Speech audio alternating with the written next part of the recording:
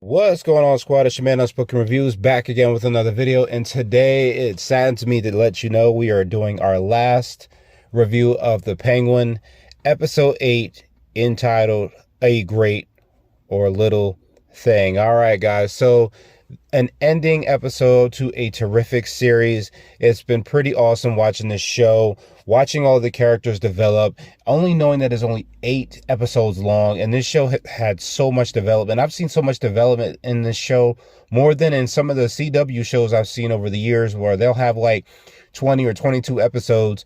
This show only has 8, and it did a great job of giving us everything we need about the characters, watching them evolve, watching them make choices, watching them go back on those choices. I think that's been the best thing about the series, is that it's done just a great job of giving us great television, great entertainment, and it goes to show you that the superhero fatigue thing is not real if done right. All right, guys. So this was a great episode. There were a lot of things that happened in this episode, some things that I predicted, some things that I didn't predict. And in some ways, the way I predicted things, it did not happen the way I envisioned. It just didn't end the way I believed it would end. However, it still was a great episode. I watched the recap before actually starting the episode, which really just set the tone for what I was about to watch. Like, because I know sometimes they do recaps on TV shows before they give you like the season finale. It'll show you little bits and chunks and pieces of the series, so that way you get ready for what you're about to watch. And it did a great job of making me feel like I was ready to sit down and fall into this show, and it got me more excited just to start. All right, guys, so we do open up with a flashback for Frances. It seems that Julian is still doing his therapy on her, trying to get more into her mind, trying to get more into her past. And it seems that we do cut to the past a little bit. And this happens right after the death of Jack and Benny. Frances is actually visited by Rex Calabrese, who actually comes to her, worrying about her, wondering if she's okay. And it is revealed that the police did actually find Jack and Benny dead. They actually found their remains. It wasn't like they just went missing, without any answers. That was something I was wondering was happening ever since the last episode, that maybe they never found their bodies, never found out what happened to them. After the whole tunnel scene with the explosion, I thought to see a body or two, but there wasn't one. And it seems that it makes sense they did actually find remains of the boys. It is revealed that Frances actually did know that Oz was responsible for their death. She finds the flashlight in his coat after he did return home, and she realizes that he did lie about their whereabouts, that he was in fact with them before they died, and that he did lock them down in there in the flooding tunnels for them to die. Now, Rex does offer Frances a couple ideas of how to deal with the situation, wondering if Oz should come work for him, because it seems that Oz has been showing up at his place a lot, working there, not saying much, but he has been trying to learn more from Rex. Now, Rex is willing to bring him in, but he's worried because he makes a quote where he says greed doesn't buy loyalty. And he is worried about whether or not Oz is someone who can actually stay. And even though he would do good, he wonders what his long-term ramifications would be. He does offer a second option where Frances actually embraces what Oz has done and tries to manipulate it. And we do see that this is what she has done in the previous episodes, and how she does use it to her advantage throughout the years. And we see, like in the last episode, they are dancing and she is talking to him. And it seems that that flashback does kind of play into a little bit of what happens in this episode. We'll get back to that. But Rex does offer her a third option where she just lets him go. And by let him go, he means to kill him in order to make him pay for what he did to Jack and Benny, which he does offer to do in her stead, realizing that she cannot do that on her own. So we do skip back to Monroe's. We're still in the flashback sequence, and it seems that this happens a little before the dancing sequence. I don't know if it's before or after. I think it's before the dancing sequence, judging from how the characters talk. I want to give a huge shout out to the young actor who plays Oz. I didn't get his name, but I did see that this guy really has like that little cocky swag smile. He really does look like Oz, like a younger Oz. He kind of has that relaxed smile. You see how he's just taking in the club, looking at all the people, enjoying the ambiance of the room. It's pretty interesting to see how Oz came up the way he did. He also kind of pleads with his mom, telling her that she deserves this great life and that he's going to give her everything that she deserves, the best that she can possibly have. And you see that this starts to kind of play into Frances a little bit, like she's kind of swept up in it, even though she does initially tell him that Rex is going to take him home we do see that she did change her mind as the two of them are dancing a little later on. So we do cut to the present day. Victor has rounded up all the gangs, and he is bringing them all to meet up the hideout that they have the Bliss at. However, they do come to the explosion remains and everything that's left behind. It's swarming with cops. It's swarming with, disgruntled neighbors and people that their homes have been destroyed, and they're all trying to get in there. However, the gangs are unwilling to go into that fray. They just are not willing to put their lives on the line. I like how this scene kind of brings up what Rex said about greed versus loyalty, that they only want what they want and that they're not loyal to Oz in any way outside of getting what it is that they're after. So Vic is kind of coming at them, and Link ends up, hitting him. And I kind of wondered if there was like a little trade-off between Link and Victor, because it looks like after he hits him, there kind of seems to be a moment where they kind of sit there for a little bit, because as Vic is berating them, they get ready to actually kill him, which I'm pretty sure they weren't going to do that in the middle of the street with too many people watching. So Oz does wake up in Monroe's. He is tied to a chair with Sophia as she is, kind of berating him and giving him this story about these two baby birds and a mother bird, as the smaller bird ends up killing the older one. And it was kind of a story that kind of plays into what Oz did to his brothers. And Oz is still kind of fighting back, talking about that he has no idea what she's talking about and bringing up birds. And you can kind of see this look on Frances's face, because at this point in time, despite her dementia and her slipping in and out with the Louis disease, she's not dumb. She still remembers everything that was said, everything that Julian did. Speaking of Julian, we do realize that he is in fact real. He's not a fake character. I thought maybe he was, kind of a figment of her imagination, the way that he was there one moment, gone the next. I was just kind of wondering that. We'll get back to that in a minute. At this point in time, she is still trying to bring up the fact that Oz did kill his brothers. And, Oz will not accept it. He will not admit to it. He's just yelling that he has no idea what she's talking about and to let his mother go. And, she even tries to get Frances to open up and admit it, but she just kind of spits in her face. And neither of them is unwilling to budge on her dime. They're just not admitting to anything, and they're not giving her what she wants. So she does give Julian the go-ahead to cut off Frances's finger, kind of as payback for what he did to Alberto by cutting off his finger. He starts off torturing her at first, and Sophia is still trying to get him to admit it, and he is still pushing. He will not give in. He does not admit to anything. He keeps on denying till he can't anymore, and he makes it look so real. And I think that is the thing about Oz, man, the way he is able to play up the lie so well. However, Frances does crack, and she does get pissed off and say to stop being such a weak spine. She already knows everything. And you just see this look on Oz's face, how foolish he looks, keeping up the lie, which was kind of so interesting, because he still believes that he thought he was doing what was best. And, she does go up to Oz, and she's berating him and coming at him for everything that he took for her by killing him. And it was heartbreaking when she says, I had enough to give. I had enough to love all three of you. And it's so sad that even though she's saying this, Oz, he looks ashamed, but he almost doesn't look remorseful. I think it's so weird. You can tell he is a sociopath in that sense.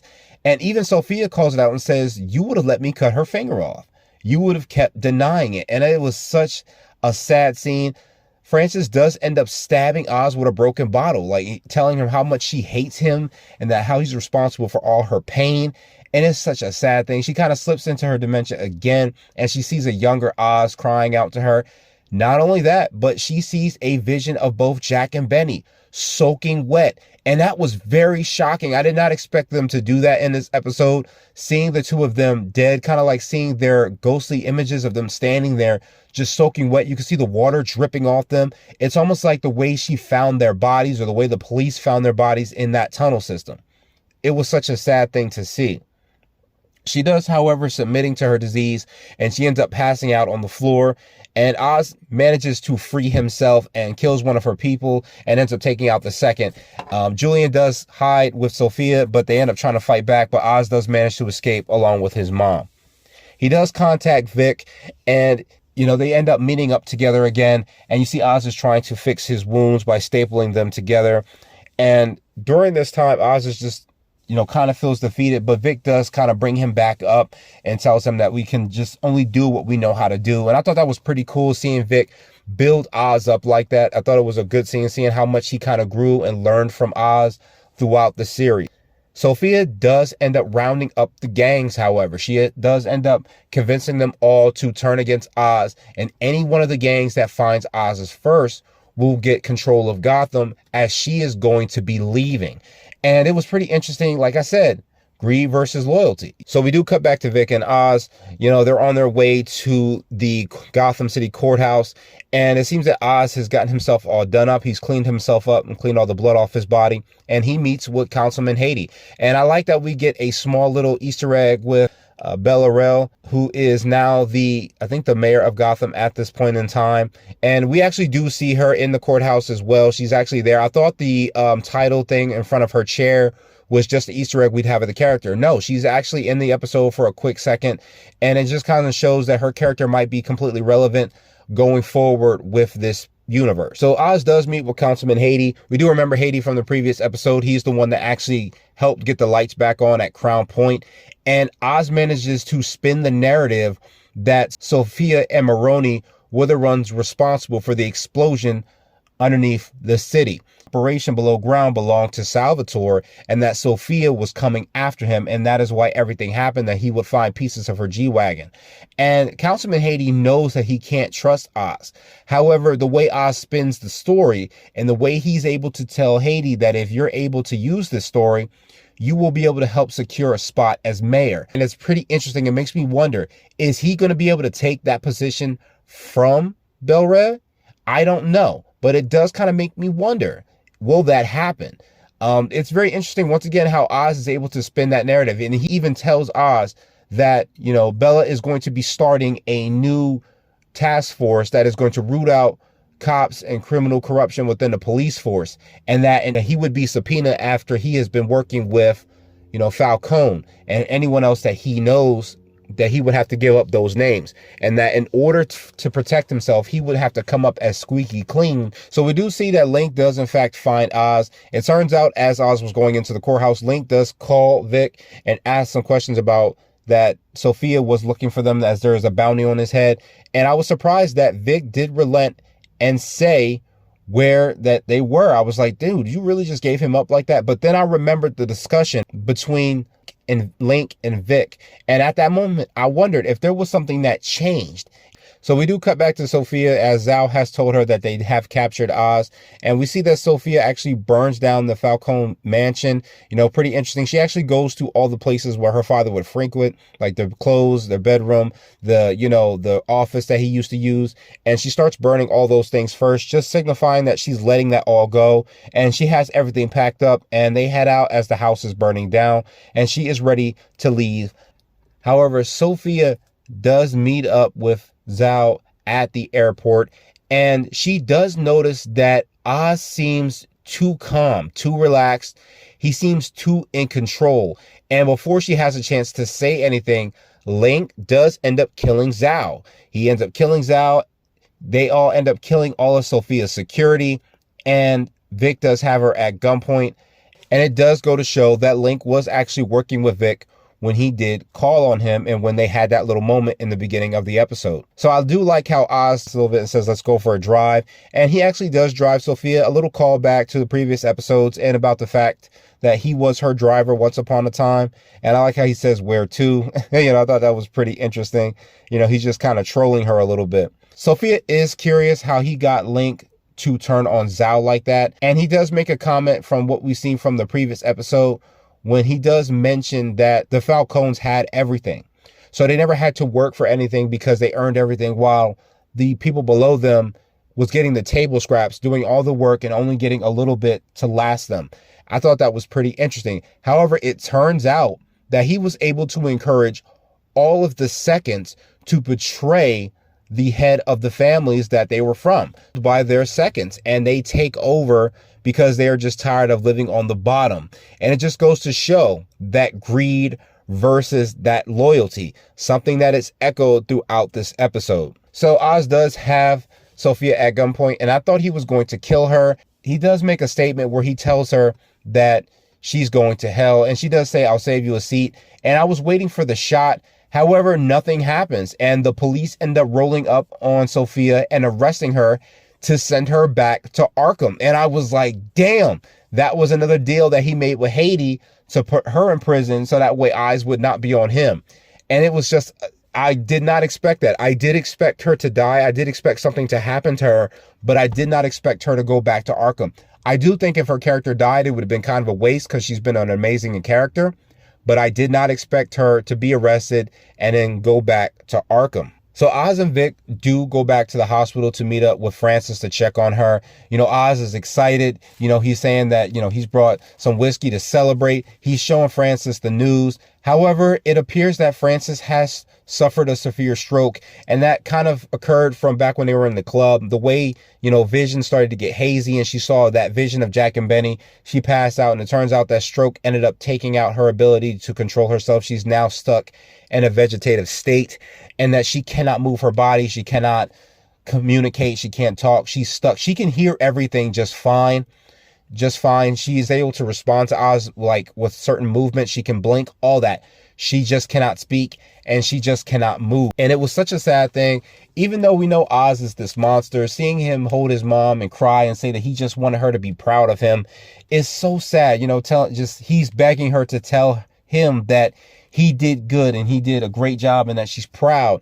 And, you know, it's such a sad thing just seeing him broken like that, that he wanted that so badly from her and that he'll never get it the way that he's always wanted it. So I do kind of like the family bonding moment after this with Vic and Oz. Oz is saying, you know, do you think she'd forgive me? And, you know, Vic did not know that he killed Jack and Benny. You know, he never heard about that story. So when he asked that, he's just like, you know, for everything, you know, trying to kind of shrug it off a little bit. But Vic does tell him that she would be proud and that he does consider Oz family. And man, when I tell you that my mouth was agape open when Oz says, you just cannot go with me. And Vic is like, well, what do you mean? And all of a sudden, Oz just starts choking him. And man, I did not see that coming. I thought something different would happen with Vic. I did not expect him to make it through this episode, but I thought something else would happen to him. Maybe he'd get sent to Arkham. Maybe he'd become the infamous Victor Zsasz that we know so much from the comics. But that does not happen. You know, as he's choking him, you can hear Vic crying out to him saying, please, and begging him not to do it. Oz is choking him and he's telling him that family is a strength, but it is also a weakness that he cannot have anymore. And he does kill Vic. He takes his money out of his wallet, which I was like, damn, man. And he takes his driver license, looks at the picture one more time, and then chucks it into the Gotham River.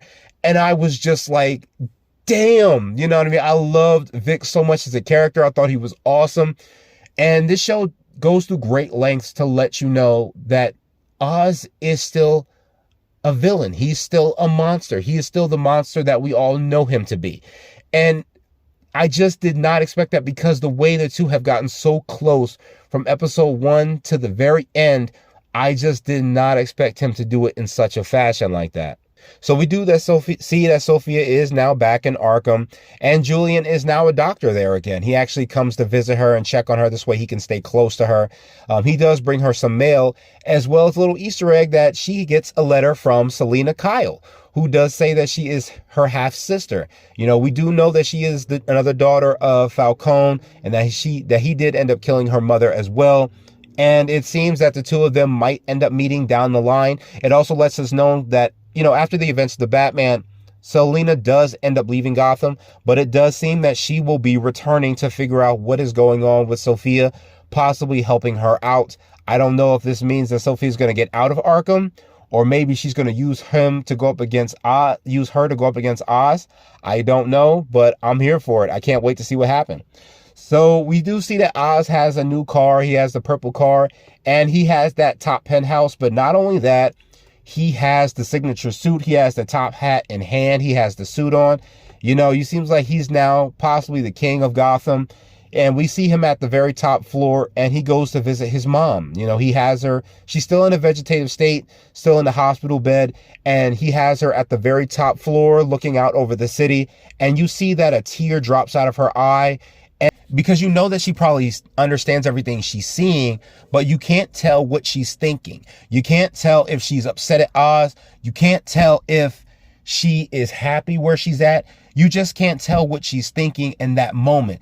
Now, and it seems like now she's kind of just trapped there with him and she can't go anywhere. She can't leave. She can only just sit there until she dies. And it's like, damn, that is some torturous shit. And Oz still believes that he's doing the right thing by her. And it's such a very sad thing after he promised that he would take her out if she got to that point. It is just, oh man, it was so heartbreaking to see that in this moment. So we do see that Oz does meet with Eve, who was in the penthouse. And man, at that moment, I thought that he was going to kill her for betraying her. That never happens.